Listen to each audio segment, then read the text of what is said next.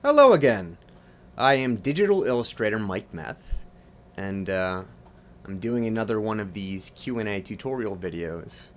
And for this one, I'm going to be doing a paint over of someone else's work. What I mean by that, as you can see on the right here, this is a finished piece by Travis Duggins of James Bond. And Travis, like a lot of other people I speak to, uh, wanted some insights on how to use color and light and shadow in order to, to really take their work to the next level and have it be more realistic and believable. So I wanted to take this opportunity with this video to show some practical application of how to pull off those types of results. So this is Travis's piece over here. This is reference that I found. I found this image of his on DeviantArt, and using the magical wizardry of Google image search, I used this. I put it into image search, and I found a couple pictures from Quantum of Solace, this being one of them. So I assume that this is the reference photo for the painting. Anyway, before I get started, Travis, in looking at your piece here, you've got, first of all, you got a really good eye as far as detail and value and color and accuracy. You've got a really good eye. I've seen some of your other work, and you're a really talented guy. It's just a couple minor things, and you definitely you have a good sense of what you can work on to take it to the next level, which is great. Some people, they have no idea what there is to be improved. So anyway, what we're talking about here is light, color, light, and value. Okay, and when I'm looking at your piece here, uh, I have a finished version of the paint over that I did later. I'm going to show that later. So when I'm looking at your piece, I think your piece, the biggest thing that I notice, not just here, but with a lot of people, is there's no real unifying color. And what I mean by that, I'm going to talk a little bit about, what is it? Local color versus, I guess, ambient color. And what I mean by that, so local color, if I were to ask you what color is a fire engine, you would say red. If I was, to ask you what color is the American flag, you would say red, white, and blue. And that's great, but in the, in the natural world, under the influence of color and light and shadow and things like that, if you were to take a picture of an American flag at sunset, those colors would not actually be red, white, and blue. For example, the white stripes might be, bright orange and yellow, and the blue might actually have some more red in it. So that's what I mean when I'm talking about color. And that's a really often overlooked thing.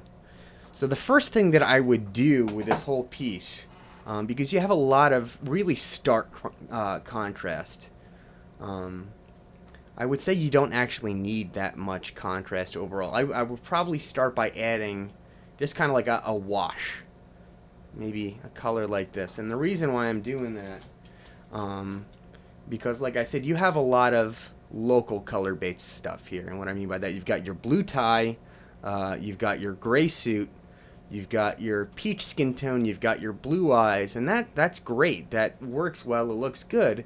But to take it to the next level as far as realism is concerned, you need to have like a one base ambient color that ties it all together.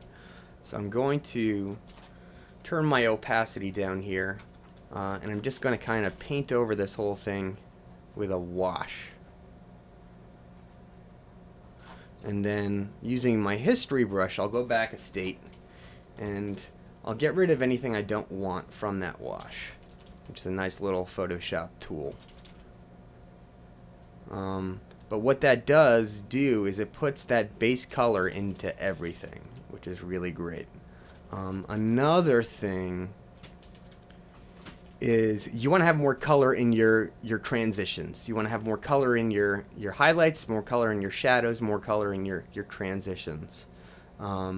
For example, you know, if I'm looking at this, if I'm looking at this side of his face over here, I'm seeing that there's kind of like a yellowish greenish reflected light coming from that left side, and you've got your primary warm light coming this way. I hope you guys can see my cursor. The cool, or the greenish reflected light's coming over here, and the coolest term in all of art, the Terminator. And you're probably asking, what the heck is the Terminator? So the Terminator is this line here, okay? And what it is, that's the divider between two light sources. So you've got this light source over here, you know, coming this way. You've got the reflected light coming this way. And then where the shadows from each light, because each light casts a shadow. So this light casts a shadow on this side, this light casts a shadow over here, and where those shadows meet before the light takes over is called the Terminator. So you can actually see this dark line here between the reflected light and the primary light. And having that really brings some realism. Reflected light in general really adds a whole lot of realism to any illustration. And you've got that. You've got that, the Terminator in your illustration. What you would benefit from is adding some color to it. It's kind of like an overall flesh tone you have here. So, like I said, we've got kind of a, you know, a greenish, yellowish reflected light over on this side. Okay? I'm just going to paint over loosely. And that shows up elsewhere. That shows up on, you know, the side of the brow, this whole side of the head. Any planes that are facing away from the main light source are going to have some of that kind of greenish reflected color in it. Okay? And it also, I can't stress this enough, it is so important to have a strong foundation in the anatomy, in the planes of the face. I know that was something I kind of just eyeballed for a long time. I didn't really get to know the anatomy. So there are certain things you don't necessarily see if you're just kind of working straight from reference. So, for example, you know, the plane changes in the eye socket. You've got this plane which kind of juts out this way. You've got this plane which juts out that way. And then you've got the cheekbone which reaches, you've got a ridge over here, and then the brow ridge which recedes. I don't know if that makes sense at all. So you're going to use your rendering to really play that up. Okay, to really define those plane changes. And I'm going to put some more color into that Terminator. Okay, so here's another cool little thing I want to talk about. You know what, I'm actually, because we're running a little long, I'm going to jump into my finished paint over. And when I say finished, it's, you know, it's kind of fast and loose. It's not all that wonderful, but it's to give you an idea. So here's the original. Here is my quote-unquote finished paint over, and I'm just going to walk you through some of the changes I made. Like I said, I put some of that greenish reflected light on this side. Let's tell you a little bit about color temperature. Color temperature, you know what, I'm trying to fit too much into one lecture. Color temperature briefly, when most people think to add a highlight to something, they just add white. Okay? And when they think to add a shadow to something, they usually just add black. And when you do that, when you add just white to a color for a highlight, kind of like you have here, it still works. The values are accurate, but the color looks off. It looks a little bit washed out and chalky.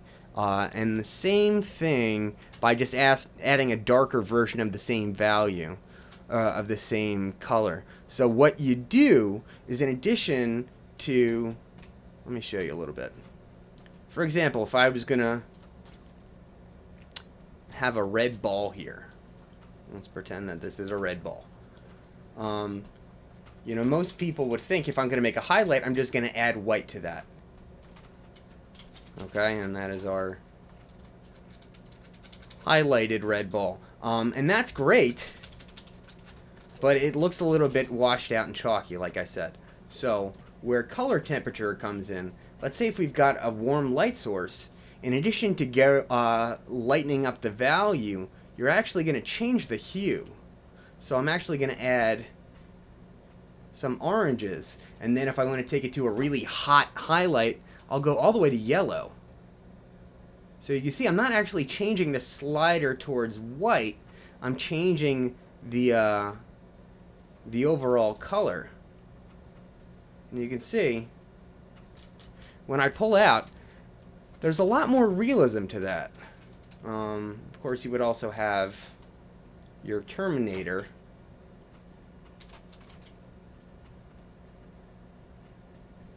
When maybe we'll give it kind of like a cooler reflected light. Now we go here. I don't know. I'm just spitballing here. But anyway, the point, now that I've gotten completely off the rails here, the point of this whole little aside is you're going to be doing the same thing with your flesh tones, okay? So as you can see, when I do my transitions, especially in the hair, this is really important. If you have really bright highlights like you do in the hair here, what I'm going to do is take my base color, which is kind of this tannish thing, and I'm going to go in and I'm going to add, you know, a highlight in the orange range, and when I get really hot, you can see it almost goes close, it goes into the yellows, and what that does is it really gives it a like a vibrant a highlight color. And you do the same thing with your shadows. For example, the Terminator, I think what you had is kind of this. It's this color, just a little bit darker here and a little bit lighter here. So what I did is I added, you know, a little more red as I get into this Terminator. I get my darkest point of the Terminator, and then I recede into that greenish reflected light. Some other things briefly. We're about 13 minutes, so I want to cut this thing off in a bit. Here's a great example. If we look at our reference here, here's a perfect example of reflected light. So you've got under here on the reference this little reflected highlight, which is coming from the tie.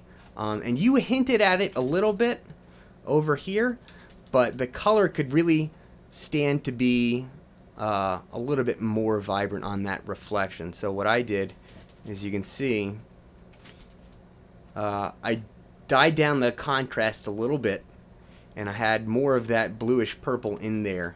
And also that tie, like I was talking about with ambient color, as opposed to just like fire engine is red, this blue tie is blue, there's actually going to be more warmth in it. If you look at the reference, there's more red, there's more kind of faded purple in there. So I just did that really quick. And another thing, I think for your cast shadow on this collar, you had straight blue. And if you look at it, at the reference, it's more like something like this. Now I'm going to eyeball it. I'm going to put it down, and let's see how close I was. If this is way off, I'm going to look like a jerk. Oh, not showing up. Let's try it again. What is going on? Oh, I'm on my eraser. Jeez. Okay, so here's what I thought, and let's see how close I get. So here's the color I chose. That's pretty friggin' close. Not to toot my own horn, but toot. And so basically, the best thing you can do is constantly train your eye. I know a lot of people kind of like to take the easy way out and color pick from the reference to get their colors, but you don't really learn anything that way. So you want to look at your colors from your reference and you want to take your knowledge of ambient color, of the colors in your highlights, the colors in your shadows, and value, and you want to just trial and error until you start picking it up more accurately. And Travis, you specifically asked about values because you have a tendency to go too dark. So this is going to sound a little bit silly, but the best thing you can do to get accurate values, when you're working on a piece, squint your eyes. And the squint test, as a lot of artists like to call it, it allows you to see the values much more easily without any of the distractions of colors and details. So for example, looking at yours, I can see by squinting that this whole area, this is called the philtrum, by the way, for those of you who've never heard of that, this little dimple. I love that word. Anyway, you can see the philtrum of yours is significantly darker than in the reference. So I would go ahead and lighten that up. Another thing, you've got a lot darker values underneath his eyes. Eyes.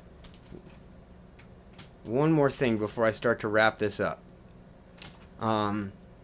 People have a tendency, I don't know why, to go, when you render a pupil, to go pure black. And when you go like the eyelash, it's also pure black. That never happens unless you've got like the contrast. If you took a photo and pumped the contrast all the way up, maybe you'd have pure black and pure white. But, excuse me, for the most part in the natural world, pure black and pure white don't exist unless, maybe pure black if you're in a closet and there's no light, and pure white if you're, it's a really sunny day and you're taking a picture of a really bright specular highlight off of the hood of a car. But other than that, there's going to be color and everything. So what I did is I dulled down this whole black region you had here. I added some more color and dulled it down. And I also, sometimes I like to add some color to those bright specular highlights. Instead of just having it be a white dot like that, same principle as what I did with the hair. Do some color temperature. So I've got some cyan, some really bright cyan around those bright white highlights, and it actually makes it look a little bit more vibrant than if it was just white. What else? I want to wrap it up for now. There's a ton more I could talk about. That's really why I recommend taking my classes, because it's a much slower paced 10-week curriculum, and we really have the opportunity to jump into all these individual components that will take your work to the next level. But I hope that this piece was helpful, just as kind of like a refresher, the things to walk away with. Ambient color to apply kind of a wash over the whole piece to tie all the colors together. To really keep an eye on your light and shadows and make sure you have color in all of your highlights and shadows. To know some of the science of light and shadow. For example, we talked about the Terminator. We talked about color temperature, how to, instead of just brightening your values, adding some color and changing the color to get either hotter or cooler, to really play up the effect of highlights and shadows for that matter. And overall, just train your eye. That's the most important thing. People like to talk about how important it is to, get better at drawing or painting. But in my opinion, I think the opinions of a lot of great artists that I follow, the most important part of drawing or painting or anything is being able to see. To being able to see accurately. Doesn't matter how great your draftsmanship is. If you can't see properly, if you can't see accurately, you're just going to be drawing a really tight, accurate version of something that's structurally off. So constantly work and train your eye to get accurate colors and values, and just keep practicing. So that's what I got for this one. So I hope this was helpful. Travis, thank you for letting me use your piece for the demonstration. If anybody else has any questions or things that they'd like to see covered, just let me know.